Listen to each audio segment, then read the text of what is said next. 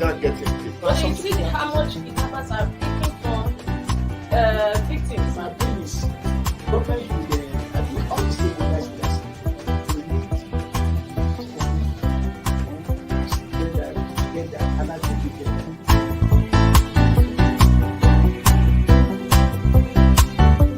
The 3% for the oil producing community is too low. But the support that is needed, and once you get the support, your airline people will blossom. This is Nigeria.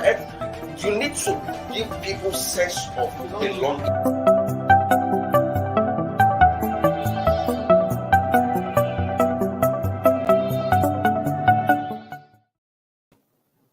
Good morning. Welcome to Inside Nigeria, the last edition of the week. And it's my pleasure to host you, especially as it precedes the weekend to Valentine's Day on Monday. My name is Winnie Kodigebo, and it's my pleasure to host you on this program. With me in the studio is our in-house public affairs analyst and public commentator. His name is Paul Augustine. Paul. We have papers for review, this morning, and there's most influential, and we are flagging up with it. It says, adulterated fuel crisis. Blame game continues. Queues refuse to go away. Adulterated fuel crisis. Blame game continues. Queues refuse to go away. Emadeb denies culpability. Producers, suppliers will be held accountable. President Muhammad Buhari. Reps demand suspension of affected companies. IFMAN compiles list of damaged vehicles. That same story is making the headline on Nigerian Tribune also this morning. Nigerian Tribune says suppliers of adulterated fuel must face the law. Buhari. Suppliers of adulterated fuel must face the law. Buhari. NNPC names defaulting importers.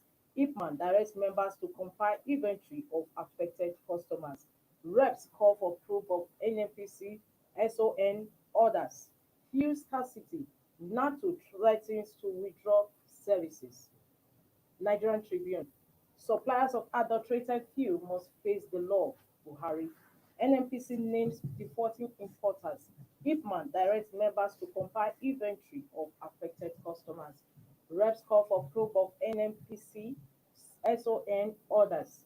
Fuel scarcity. NATO threatens to withdraw services. That is on Nigerian Tribune. And still on THISDAY newspaper, this newspaper is leading with the story on adulterated fuel. And it says, Buhari talks tough. Says suppliers of substandard fuel will be held accountable.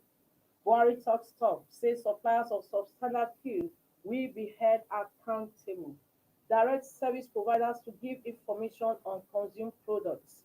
House wants companies involved suspended. Imadab Consortium fights back. Says NNPC's claims misleading. Four. We have stories. The papers are screaming with the headlines on this adulterated fuel today. What does happen when it is a clear case of how vulnerable this country is today. This is a case of national security. If were to be explosive device planted in vehicles, many people would have been dead by now. Or if the dirty fuel had exploded, many people would have been victims. This is a clear case of laxity or seriousness. It shows how porous our borders can be to the level that we import without even checking. There are agencies responsible for ensuring that everything that comes to this country meets the required standard. It means that all this while that you and I and millions of Nigerians have been going to the mechanic workshop seeking for repairs of our fuel pump, nozzles, etc., are basically direct result of bad fuel. Yes. I know how many times I've changed my fuel pump. Even me, for that's what I want to say. It Recently, happened to me. I didn't even know. recently I traveled from Otuko in Benue State to Abuja. I bought fuel from a local filling station, only for me to get to my house the following day when I tried to move. The car started jerking. And I realized that perhaps it's the fuel I bought in Otuko. What I did was to rush with a standard filling station around Abuja here. I bought fuel. So it jerked for like 30 minutes. Then the following day, and I bought another. That is how I saved my vehicle. It could be that I also bought part of that Yes, dirty but fuel. treated, yes. So Exactly. today, well, there's confusion all over. Even look at what the Minister of Petroleum is saying. Not Minister of State, too, Minister of Petroleum. He's also talking as if he like honoring Nigeria. I expect him by now should have given direct order suspending all the heads of agencies in charge or involved, because NNPC is involved, her subsidiary company Duke Oil is also involved, and all that's mentioned, including the custom and the standard organization of Nigeria. They are all involved. So apparently, some people did not do their job well, or this has been a practice for years. And he will report had it that he came from Belgium and an EU nation where you will not get this kind of thing will never enter any EU nation. It's coming from an EU nation, not Asian country that you can get anything from there. This is an insult. This is a threat to national security. Because anything oil is a serious thing in this country. That is our major source of income. And it touches every home. And you are bringing dirty fuel into Nigeria. I expect the president by now ought to have suspended heads of agencies in charge. But now we see some of the companies think that it's already fighting back. Emadeb, like THISDAY pointed out, he said Emadeb consortium fights back, says NNPC's claims misleading. They are saying that they are with this trade. Would you blame them? Do you think Nigerians we are going to unravel the cause? And at the end of the day, this matter involves a lot of highly placed people. It's dead on arrival. You and I know that one. After some weeks now, give just in 2 weeks' time, we'll forget about it.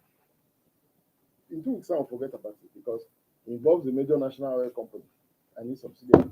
Those people decide they are rushing to clear their name. Look, we are off takers. We are not the direct importer. We are off takers.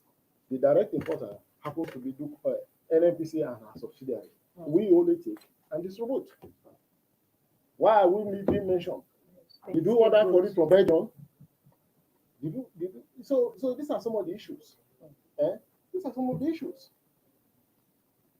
So Paul, now they ask, IPMA says it's compiling a list of those that have their vehicles damaged. How is this going to be feasible? It will be difficult. It will be difficult. Corruption will also creep in. People whose vehicles were not, people will start going to mechanic villages To resurrect their... to go and pull vehicles from there to filling station and say we were a victim. There will be corruption. I don't see how that thing can work out. I don't see how that thing can work out. Although there are genuine cases, genuine cases all around, but I see that thing being infiltrated by people who want to make quick money out of public fund because of the misfortune of the states. Now, Paul, back to this story of adulterated food. Is it that the Nigerians did they just change their the organization they were buying oil from before? These are questions that you and I it will be difficult to answer.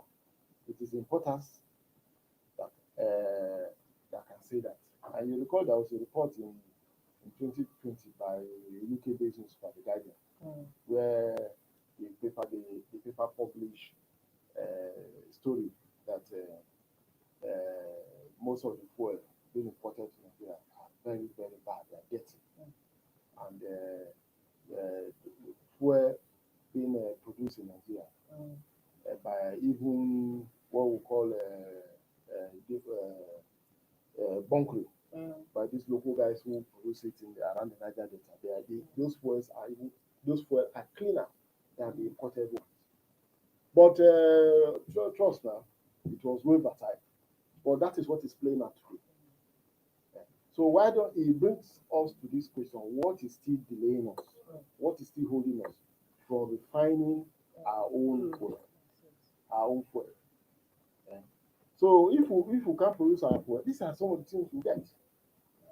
How come over the years you keep paying lip service to having functional refineries? So we don't get it because nobody has muzzle of courage to fight the corruption, the deep-rooted corruption in the oil sector. You need a strong president, Winifred. You need a strong president that is ready to dam all consequences to clean up that sector. A big nation like Nigeria with over 200 million and a major oil producing nation should not be going through this. We shouldn't be going through situations like this. We should be refining our own product at least 50%. Then we can now say, okay, we want to import the remaining 50%. This will rely on importation 100%. That is not good. It's a threat to national security. And this is one example. Yeah, and President Buhari said suppliers of adulterated fuel must face the law. But we also have a situation whereby in the past, these some oil firms that were said to have they were complicit in importing fuel and they collected money that they didn't import fuel. I think they were made to face EFCC, but nothing has been heard about it to date. Anytime you hear committee, in this country, know that matter is dead on the island. I expect a situation whereby the president, within the first 24 hours, will take drastic decision as president, commander in chief. No, it's not only when it comes to politics, signing electoral law, not signing electoral law that you want to flex your muscle. No, things like this stands you out. You shock the people, even the perpetrator, they will be shocked. Take drastic decision. Suspend first. You can suspend people. Look at this lady from Kaduna State, the woman, the former MP of MPA, Yes. was suspended. Up to now, she has not been recalled. You suspend the people, the top people, because if a managing director say, or a group managing director say he is not aware, that means he's not doing his work well. He maybe the people behind him have been doing shorty business without him knowing. So you take action before the president for me is just talking like any other Nigerian. He's just talking like any other Nigerian. And don't forget that, that is why the president himself is a substantive minister. of, He's a president and he doubles as a minister of petroleum. I don't expect him to be saying what he's saying, talking tough and which tough. Take action. Suspend first. You can recall those people if you discover that they are not found wanting. Suspend. Or even sack outrightly. That is why some people have understood the man very well, and they will say, like you will say in local parlance, nothing will happen. body language no longer sways them. Yes. They say nothing will happen. Just forget, the media will enjoy the story after for a while. After 2 weeks, the matter will die down, and that's what will happen. Nobody has been able to muzzle courage to fight the deep-rooted corruption in our oil sector, and that is what is playing out. Nigerians have been consuming bad fuel for a very long time. Because this one became and so apart obvious. from the murky water that surround our oil sector, there's also this issue. Nobody really knows. They cannot, even NNPC cannot give a definite figure of liters of fuel that Nigerians consume. They don't. It doesn't make sense. They know. The Office of the National Security and the Office of the President knows. How come? They know. Except somebody is lying to the president. Or maybe perhaps the president is not interested. Not just the president, to Nigerians. Nigerians might not know for obvious reasons, maybe reasons best known to the government, but they cannot tell me that the Office of the National Security Advisor and the Office of the President of the Federal Republic of Nigeria, both of us don't know the quantity of crude produce in this country. And the They know. fuel being consumed. And the fuel being consumed. They know, except somebody is lying to the office of the president. They know. But most things in Nigeria is shrouded in secrecy. Nobody wants to talk. Nobody wants to talk. And this sense of ownership is not here. Yes. So from leadership this day, Nigerian Tribune, we move over to our sister publication, National Economy. Let's talk business. National Economy. On the cover this morning says private jets charter business boom ahead of 2023 elections. Private jets charter business boom ahead of 2023 elections. Poor state of commercial aviation industry. Flight delays spur demand. Private jets charter business boom ahead of 2023 elections. Poor state of commercial aviation industry. Flight delays spur demand. Spur demand for private jets. Winifred, this story is very, very apt. Yes. This is their booming period. Of course, Nigeria will hold this. I don't want to say it's an honor. Please, can you focus on the national economy? Let the viewers see what it has Nigeria will on hold cover this this record morning. as the nation with the highest number of private jets in Africa. Of course, if there's any event involving any of these big personalities, you see private jets all over. They said in Kanu they were struggling to even have a space to park. So this is their time. Nobody wants to go to the airport and stay for 1 hour, 2, 3 hours and be told again that the flight will be delayed by 45 minutes, 1 hour. Nobody in politics. These people don't have that But it has gone patience. beyond 45 1 hour delay. Now we read reports of people being held delayed for hours on end at the airport. Yes, and you have a rally to catch, and some people will need to visit 2 to 3 states in a day. So private jet is the answer, and this is the time, and that also adds to the cost of running an election. I think the electoral act says for 5 billion for president. It is more than that. 5 billion, say 1 billion for governorship election. It's more than that. Yes, it's more than that. Because to run an election in Nigeria, it's not a child's play because the politics is highly monetized. It's highly monetized. You must have a very strong war chest to be able to win Nigeria's presidential election. And you know how Buhari made it. All these attempts, because he didn't have the war chest. By the time all the big players decided to come together and they provided him the needed funds, he was able to break even. So, well, it's good for the economy. People will more profits. Yes, more profit. But it's not good for politics. It's not good for the polity because it makes the election very, very expensive. And no hope for the likes of maybe Emmanuel Macron, equivalent in Nigeria. And Emmanuel Macron cannot win election in Nigeria. The way he came from nowhere to win election in France. So that is it. It's not good for the Nigerian and yet there has been more economy. Talk that power should shift. There should be generational shift power. So with the state of the fact that the so-called the older ones still control the funds. So what happens to the young youth? The youth will not have a chance. Let us tell ourselves the truth, because one, it is monetized, highly monetized, and our mouths have become so wide that we will not take 100 naira, 200 naira will not convince anybody. So people look up to 5,000, 10,000 naira, 20,000, 30,000 naira. That's for the ordinary voter. And there are big players in the society where they call them opinion molders. These opinion molders need to be given jeep, need to be given big money. These are some of the things. So where will a young man or a young woman get a kind of money if he or she does not get involved in one illicit business?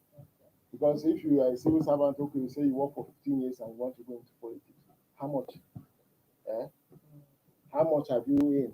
Have you been able to raise or save? If you're a businessman, how much are you going to push into political campaign? So it will be pretty difficult for the youth to get access to power, going by the system of our the way we recruit our leadership. It will be difficult. So no hope. Is that what you're saying? For now, there's no hope. We shouldn't lie to ourselves. For now, there's no, because even to win a House of Rep election in some constituencies, you need to spend nothing less than 400 billion naira. Yes. Most especially in the South. Yes. And to win Senate seat in some places, you need as much as over 1 billion to be able to win Senate seat. There are a lot of issues, from party to stakeholders to community, and especially if you are and litigations that follow yes, thereafter. and if your constituency or your district has many local government, there are some people, their senatorial district like Bayelsa, no more than 3 local governments. But there are some states like Kano that has up to 12 local governments. 15. You can imagine you going to contest for election in Kano when you have about 15 local governments in your district. The cost of moving around, you will see party executive, you see stakeholders, you see community opinion holders, and the rest. Everybody expects money. Thank you so much, Mr. Paul. That is this man one. Yeah? From it, I'm going on a break. When we come back, we'll be looking at other papers we have on our menu this morning, talking of the Sun newspaper and the Punch. Don't go away.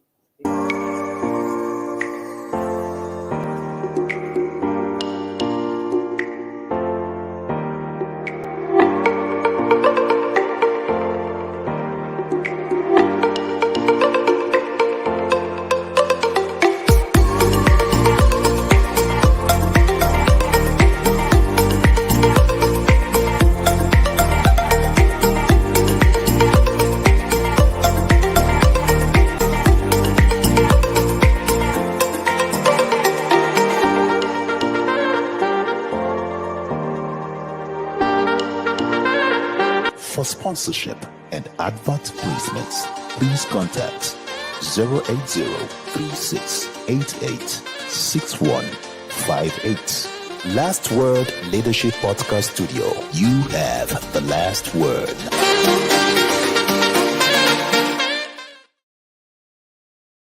Inside Nigeria, keeping you informed on what matters. Yes, welcome back. This is Inside Nigeria, reaching you on Leadership Television. My name still remains Winifred Level, and within the studio is Paul Augustine. Without much ado, we move over to the next paper we have on our menu this morning for review, and that is the Punch.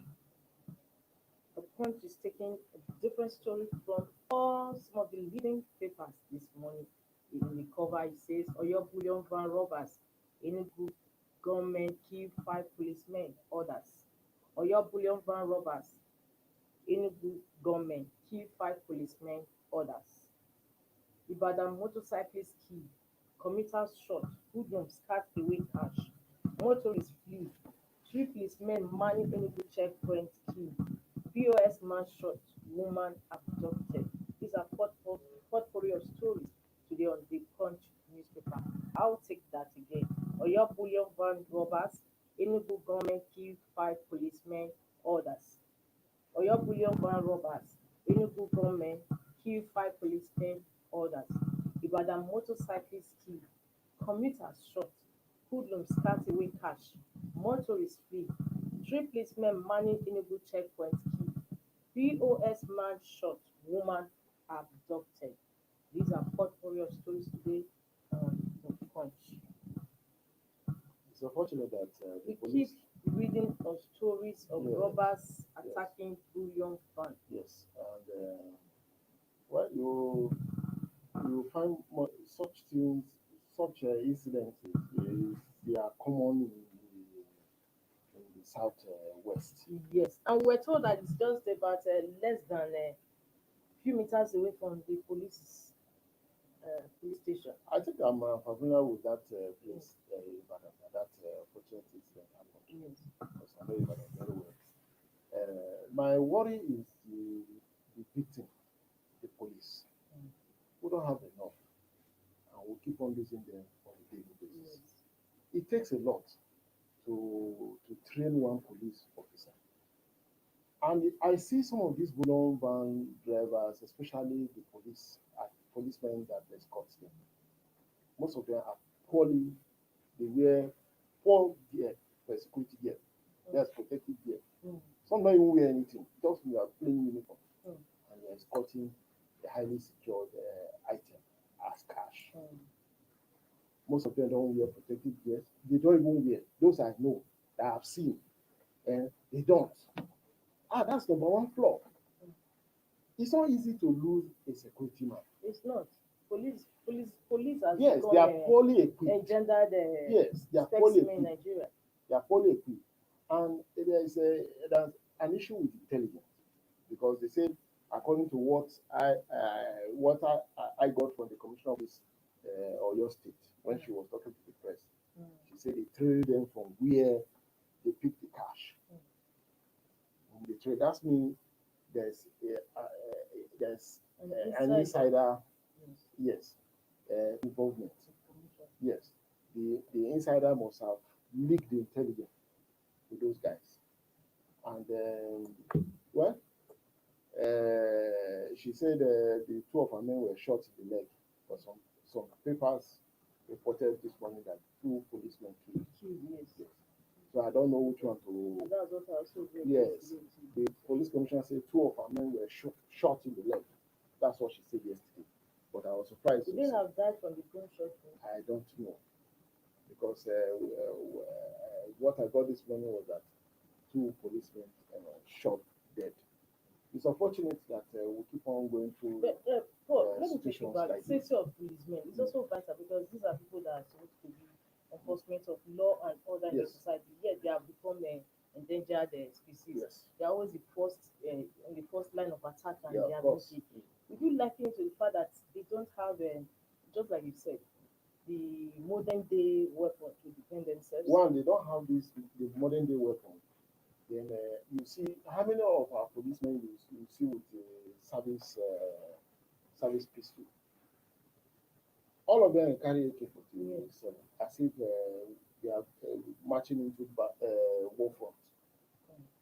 But if you go to climes around the world, especially in Europe and America, even in South Africa, you don't see policemen carrying AK-47. Most of them carry service pistol, and they are well protected with bulletproof vests, Yes. etc., with communication devices, with camera. But here you see our policemen looking. The only thing reasonable they carry, you find with them, is AK-47 uniform Tata. You have policemen who are escorting highly security item as cash, and they are not well protected. Yes. The vehicle they transport is are not bulletproof. Yes. If that Hilux truck were to be a bulletproof vehicle, those men they would have succeeded. Those hoodlums would have succeeded, or the robbers would have succeeded. So I think the band, there should be a standard of the type of vehicle our financial institution use to transport money, cash. You can't use a vehicle that is highly vulnerable. If that vehicle happens to be a bulletproof vehicle, those guys wouldn't have been able to halt their movement. Even in that traffic, they wouldn't have been able to penetrate. Because by the time the robbers realize that, look, they can't penetrate. They can't penetrate. They will abandon. They will abandon. They will know that it's a failed mission. It's unfortunate. Very, very unfortunate. And I sympathize with the entire police Yes, we force. are talking about police lack of equipment too for this modern day warfare. But the audit report that was submitted has it that about over 100,000 weapons were carted away. Over 150,000 Yes, weapons. sorry, Yes. and they can't account for it. Well, that's another topic For entirely. another day. Yes, for another day. But it's unfortunate that the police keep on appearing in the news for the wrong reasons. Especially, it's a damning report, and one can link the level of insecurity in the country to that report. The missing, and you can imagine Yes. 100 and over 150,000 missing. Not accounted for. With 20 arms in the hands of hoodlums, they will block Kaduna Abuja highway and operate successfully. So it's not a good thing for Nigeria, and the authorities must do everything to stop all this ugly development, because before you get beyond the control of government. Yeah, and also I think it's also a cheering news that the National Assembly is moving to prescribe they have set a bill and it's meeting out about 20 years jail term for bank fraud. Yeah, it's a good For thing. bankers fraud. It's a good What do thing. you have to say about that? It's a good thing. It's a welcome development. We need to be tough. Like what you just said, it's an inside Yes, we information. need to be tough. In Nigeria, you see somebody who will be caught with 40 kilograms of cocaine. You go to remind the person in Kuje prison or in one prison around the country. You see them enjoying his money. He has lawyers around. But in Saudi Arabia and in China, in Indonesia, you and I know the results. Speedy trial and execution. Yes. But Nigeria here, the next 5 years, the man is still controlling business from the prison cell, where he's being reminded every day. You see, we don't take dispensation of justice, for me, serious. We don't take it serious. Every crime ought to be punished speedily. Not this one that after 4 years, they are still going to court. Yeah, but we have been talking about judicial reform, and up to now it has not seen the light of the day. And it has resulted to the clash between It has not seen the light of day. the executive and the judiciary, soft clash, where the judiciary were accused of delaying some of these high-profile Yes. corruption cases, and the CGN fought back without wasting time. So it's a big problem, and it has to be collective between the executive, the judiciary, and the legislature. We delay too much, and that is why it has emboldened criminals And it's called that to people perpetrate that more crime, because they'll say nothing will happen. You have the money. If you steal 5 billion, keep 1.5 billion for legal issues. You keep on delaying until the government moves, and the next government will not be too interested in pursuing the in case. pursuing the Maybe case. you will even be a friend of the governor. Yes, we'll move over to the last paper we have on our menu, and that is Daily Sun. And Daily Sun says electoral bill, Buhari in dilemma, consults Malami stakeholders. Electoral bill, Buhari in dilemma, consults Malami stakeholders. MBF, TMG, NCF, others want president to assent, and reps say our interest not self-serving. I think 11 days now after the bill was passed to President Buhari in dilemma, consults Malami stakeholders. Four, I'm surprised the president will still be in a dilemma. No, I'm not surprised. I thought the reps have already done what he demanded for. They've not done it. The one on direct primary. Yes, on the surface, they've done what the president, but they even made it very difficult, because if you look at the issue of consensus, it's the most difficult. It's even more difficult than It the is. direct and indirect primaries. Yes, it is. Look at the condition attached to consensus. All parties involved must, yes, must agree and write letter of consent. Are you going to force me? And if one person said no, there's no consensus. And you know, party primaries, if at the state level, it's in the hands of the governor, and the governors operate like emperors. If you don't bow, look at the defection of recent defection of Emmanuel Bwacha, that 12 three-term senator from Taraba, State. from Taraba State. Because the governor has made it clear to him that, look, I'm not going to allow you get the PDP ticket in Taraba. So, governors, if look at Otom, a staunch critic of President Muhammad Buhari will organize a press conference to hail Buhari for not signing the electoral bill or for rejecting the electoral bill. Otom hailing Buhari is a misnomer. But because Otom knew that, look, if Buhari has signed that bill, He whittled down his he power. whittled down his power. Senators and House of Rep members can look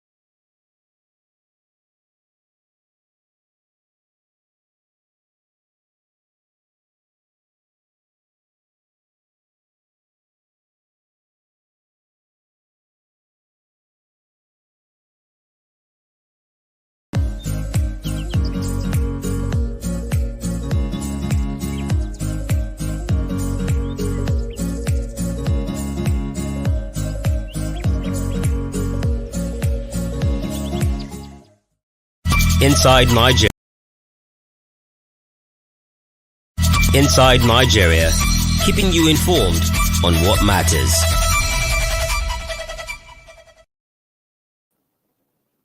Welcome back. So sorry for that breaking transmission, but due to some circumstances beyond our control. We are back now, and the last paper we had for review was the Daily Sun. And Paul, you were just sharing your thoughts on the electoral bill and the pending matters. Yes. For me, it will be a miracle if the president signs it into law. Yes, it will be a miracle because I see this But fear. Paul, I thought the contentious issue was that of the direct primaries, That's and it has already been taken care of. as expressed by the president That's right. in an interview. That was just an interview. The president did not tell you his complete misgiving of the bill as passed then by the National Assembly. It was just a mere 45 or 1 hour interview, and he didn't speak much. Did he speak up to 30 minutes on? But you assured the listeners that when the direct primaries is expunged, that he was going to sign, and now we are doing that 11 days. The legislators now made consensus very difficult. Very difficult. In fact, no party will want to go for consensus as an option. Then there is this issue of, as time goes on, issues will come up. Analysts, experts might likely expose the president to certain provisions in the electoral law that might not be favorable at the end of the day to the governing party. Things like electronic transfer of results. You know the implication. You cannot, this whole Buzodima magic thing, the Supreme Court will not come up. It will come up. People will get their results. If hours before INEC even make an announcement. Yes. So there's the implication. So I think there's this fear. Just like somebody who wants to bath with or want to shower with cold water. There's this fear of how will I feel? So there's this fear all around the governing party that look, if we sign this thing, hope we are not signing our death sentence in 2023. How is it going to affect us? So I think they want to consult themselves widely to look at the wider implication of signing the bill, because they see PDP as an experienced party. There are old hands still in PDP that understand how the thing works. So these gentlemen too want to be careful. I will still give them, we still allow them. They still have 19 days more. I don't think Nigerians should be pressurizing the president. Give him time. But don't you think the law allows him 30 days? So let that 30 days window be exhausted.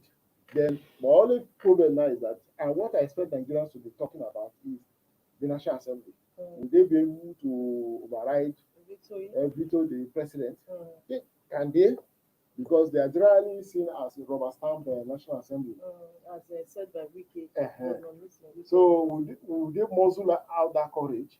And also looking at the fact that the opposition party keep on losing members to the governing party. They just lost Manuel Buacha, the high-ranking member of the PDP, to the governing party. So 70 to 38, that's a wide margin. They won't be able would they be able to muzzle up courage to get the numbers to override the president? I don't think that will be possible. So the only thing now is to make the president to push for advocacy, to make the president understand that look, signing it will be a big legacy left behind. In fact, it will clean up a lot of things, inability to. And it's a fault. These so-called APC President Mohammed, are they aware that this electoral bill, if signed into law, has a far-reaching consequences on the development of the country? I think they should be aware, but politicians always look at the immediate. not the far-reaching implication. They don't look at generation, how it will impact on generations to come. They look at their own. Because if you vote the people that we think can do the job, the people that voted into power wholeheartedly without being forced or rig themselves on the electorate, they will do the work. There will be development. Yeah, of course. If you have the right Not person, the ones that rig themselves rig themselves into power. If you have people who are genuinely committed to the good of the people, of course there will be development. If you have people who have the passion to change this country, of course there are a lot of things that they can do. Like one of these, like what Chancellor, although you might have a good leader, but the politicians will come and harass you into corrupt acts. Like what Chancellor said in Anambra, that 600 million for inauguration is too much. That it should cut 580 million out of it. That only 20 million is enough for the inauguration, and the inauguration should not last up to 30 minutes, he said. And it's done. Why would the states want to spend 600 million on inauguration? You know what 580 million can do to a community or a local government without people pocketing, and that bulk of that money will go into private pockets. So 580 million can change the face of the local government entirely. Can change the face of the local government. Now, support, still on that electoral bill. What if President Muhammad Buhari refuses to sign the bill? Then the next program will be the National Assembly. If the National Assembly does not have the muscle, does not have the courage to veto the president, then we'll go back to 2015 Act. INEC had no choice than to go back, because INEC had to set in motion activities preceding the election. And INEC, I think they don't have much time, only about 11 months, because the election will be in February 2023. They have barely a year. So if the president refuses to sign, and the National Assembly in their usual manner cannot veto the president, so they will go back to INEC. So have no choice than to go back with to the yearnings of Nigerians. You think President Buhari will actually be without making history?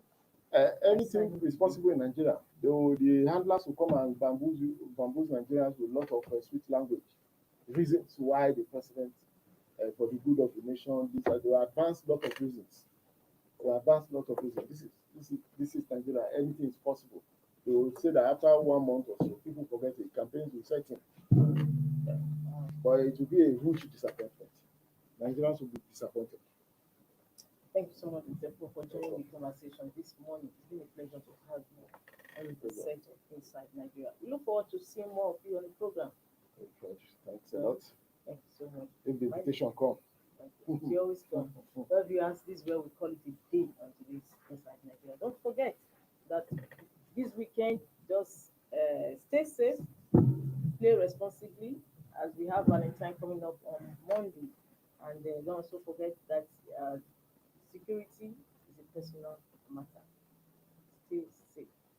I remain really credible. Until I come your way again next week on Monday, remain blessed. Bye. Thank you for watching. For sponsorship and advert placements, please contact 080-3688-6158. Last Word Leadership Podcast Studio. You have the last word.